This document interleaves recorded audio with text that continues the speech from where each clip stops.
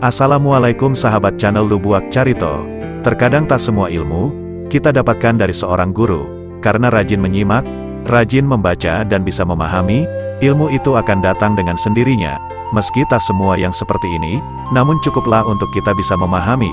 Kali ini saya akan membacakan bagaimana faham-faham di zaman Rasulullah Shallallahu Alaihi Wasallam. Agar kita tak salah sangka, tak salah arah salah langkah, alangkah baiknya kita simak baik-baik bersama agar tak ada dusta di antara kita. Bismillahirrohmanirrohim. Simak baik-baik sahabat channel Lubuak Carito. Ini ayat nomor 9. Simak baik-baik, lihat ayatnya di video. Artinya yang saya bacakan. Katakanlah, hai Muhammad, barang siapa memusuhi Jibril, maka ia musuh Tuhan, karena Jibril itu menurunkan Al-Quran pada hatimu dengan izin Tuhan, untuk membenarkan kitab-kitab Tuhan yang terdahulu. Surat Al-Baqarah ayat 97. Kalau kita lihat arti ayat ini, tak perlu kita berpecah-pecah, sudah cukup kita ikuti perintah Rasulullah. Ketahuilah. Ketika itu, tahulah sahabat-sahabat Nabi, bahwa Al-Quran diturunkan kepada Nabi Muhammad Sallallahu Alaihi Wasallam oleh Tuhan, dengan perantaraan malaikat Jibril. Demikian pula tentang rasul-rasul Allah dari dahulu, sampai kepada Nabi Muhammad Shallallahu Alaihi Wasallam, tentang kitab-kitab suci, seperti Taurat, Zabur, Injil, Quran, dan lain-lain. Begitu juga tentang hari akhirat, sorga dan neraka, tentang qadar dan qadar ilahi, diterangkan secukupnya, dalam Al-Quran, dan hadis-hadis Nabi. Dalam berbagai kesempatan, sahabat-sahabat Nabi memahamkan, semuanya itu, sefaham-fahamnya, dan seyakin-yakinnya. Dan kalau umpanya ada yang kurang terang, atau masih kelihatan sedikit perselisihan faham, lantas ditanyakan kepada Nabi, dan Nabi menjelaskan persoalan-persoalan sebaik-baiknya, sehingga tak terjadi perselisihan faham lagi. Kalau kita renungkan ke lubuk hati yang paling dalam, pemahaman ini, rasanya tak pantas ada perpecahan, tak perlu banyak perbedaan faham. Cukuplah kita renungkan faham ini, seperti kata Nabi Muhammad, sebaik-baiknya faham, persoalan, sehingga tidak terjadi lagi perselisihan faham. Inilah yang sebenarnya itikat Ahlus Sunnah wal Jamaah, sahabat channel Lubuak Carito.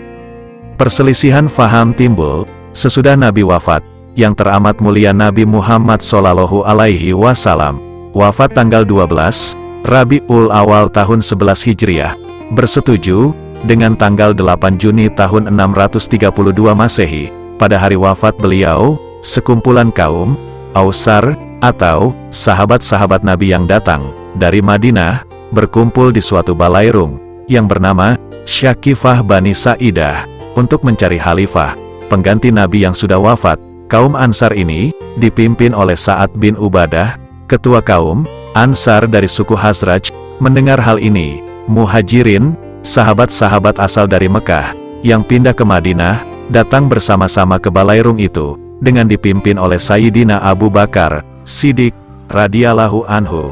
Sesudah terjadi perdebatan yang agak sengit antara kaum Ansar dan kaum Muhajirin, yang setiapnya mengemukakan calon dari pihaknya, bersepakatlah mereka mengangkat sahabat yang paling utama, Sayyidina Abu Bakar Siddiq radhiyallahu anhu, sebagai khalifah yang pertama. Sahabat channel Lubuak Carito. Sesudah terjadi perdebatan yang agak sengit antara kaum Ansar dan kaum Muhajirin, yang setiap mengemukakan calon dari pihaknya, bersepakatlah mereka mengangkat sahabat yang paling utama, Sayyidina Abu Bakar Siddiq, sebagai khalifah yang pertama. Perdebatan ketika itu hanya terjadi antara golongan kaum Ansar yang mengemukakan Sa'ad bin Ubadah sebagai calonnya, dengan kaum Muhajirin yang mengemukakan Sayyidina Umar bin Khattab atau Sayyidina Abu Bakar sebagai calon khalifah Nabi. Dalam rapat itu, tidak ada seorang pun yang mengemukakan Sayyidina Ali bin Abi Thalib sebagai khalifah pertama pengganti Nabi. Faham kaum Syiah belum ada ketika itu, yang ada hanya kaum Ansar dan kaum Muhajirin. Tetapi ternyata perselisihan faham antara kaum Ansar dan kaum Muhajirin tidak menimbulkan Firqah dalam Usuluddin karena perselisihan pendapat sudah selesai dikala Sayyidina Abu Bakar telah terangkat dan terpilih secara aklamasi, suara sepakat, sahabat channel Lubuak Carito.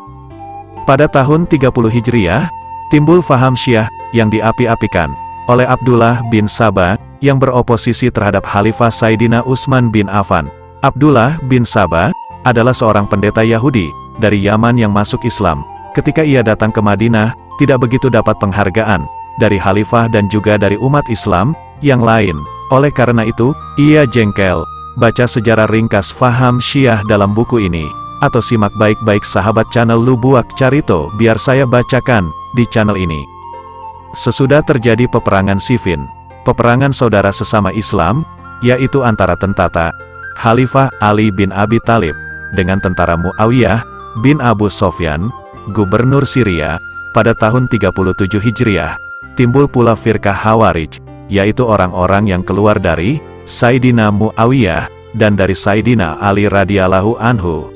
Baca sejarah ringkas faham Khawarij dalam buku ini, atau ikuti terus di Lubuak Carito ini.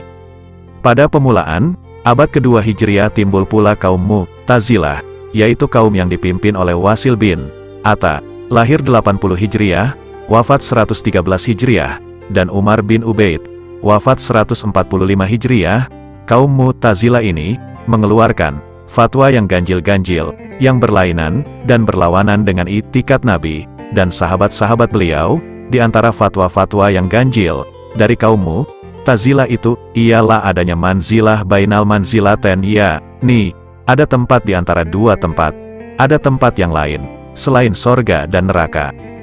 Banyak lagi fatwa-fatwa kaum Mu'tazilah, umpamanya fatwa yang mengatakan bahwa sifat Tuhan tidak ada, bahwa Al-Quran itu makhluk, bahwa Mi'raj Nabi hanya dengan ruh saja, bahwa pertimbangan akal lebih didahulukan dari hadis-hadis Nabi, bahwa sorga dan neraka akan lenyap, dan lain-lain fatwa yang keliru. Sahabat channel Lubuak Carito, kemudian timbul pula faham Qadariyah, yang mengatakan bahwa perbuatan manusia diciptakan oleh manusia sendiri, tidak sangkut paut dengan Tuhan. Hak mencipta telah diberikan Tuhan kepada manusia, sehingga Tuhan tidak tahu, dari tidak peduli lagi, apa yang akan dibuat oleh manusia. Sahabat channel Lubuak Carito, saya rasa faham-faham yang sesat seperti ini sudah mulai terlihat di Indonesia, berhati-hatilah. Kemudian timbul pula faham Jabariyah, yang mengatakan bahwa sekalian yang terjadi adalah dari Tuhan, manusia tak punya daya apa-apa, tidak ada usaha, tidak ada ikhtiar. Hal seperti ini sudah terlihat juga saat ini di Indonesia, berhati-hatilah. Kemudian timbul pula faham Mujassinah, yakni faham yang menyerupakan Tuhan dengan makhluk, punya tangan, punya kaki, duduk di atas kursi, turun dari tangga serupa manusia, Tuhan adalah cahaya seperti lampu, dan lain-lain kepercayaan. Kemudian lahir pula faham-faham yang keliru, tentang tawasul, dan wasilah, tentang ziarah, dan istighosah, dari Ibnu Taimiyah, yang semuanya mengacaukan dunia, Islam dan kaum muslimin. Melihat kejadian ini, sungguh miris bagi orang-orang yang tidak punya faham yang jelas, yang tidak punya dasar ilmu agama yang kuat, sehingga terjadilah kekacauan di muka bumi, dan juga kekacauan di bumi Indonesia ini. Oleh sebab itu, mari kita simak bagaimana kaum faham Ahlus Sunnah wal Jamaah muncul pada abad ketiga Hijriah. Cobalah kamu simak baik-baik bagaimana faham Ahlus Sunnah ini yang sesungguhnya. Simak baik-baik. Nah, sahabat channel Lubuak Carito, jangan sampai kamu lewatkan episode yang terbaru, bagaimana faham i'tikad Ahlus Sunnah wal Jamaah yang benar dan yang sesungguhnya. Apa dasarnya? Kamu lihat besok, jangan sampai kamu lewatkan. Sahabat channel Lubuak Carito, kalau ada sumur di ladang bom lah saya menumpang mandi, kalau umur sama panjang besok kita sambung lagi.